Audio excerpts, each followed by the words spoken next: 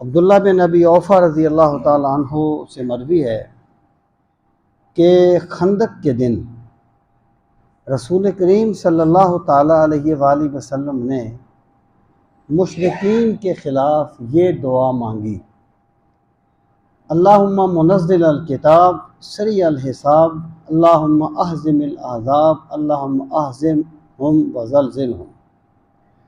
اے اللہ، کتاب کو نازل کرنے والے، بہت جلد حساب لینے والے، اے اللہ ان لشکروں کو شکست دے دے۔ اللہم اہزمہم وزلزلہم، اے اللہ ان کو شکست سے دوچار کر اور انہیں ہلا کے رکھ دے۔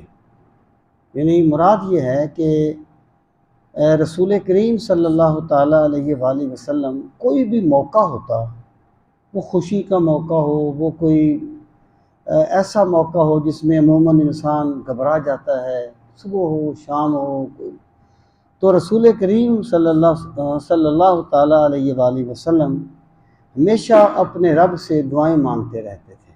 تو غزوہ احزاب میں آپ نے یہ دعا مانگی تھی اور اللہ تعالیٰ نے پھر مسلمانوں کی اس طرح مدد فرمائی تھی کہ جو مشرکین کے وہم و گمان میں بھی نہیں تھا۔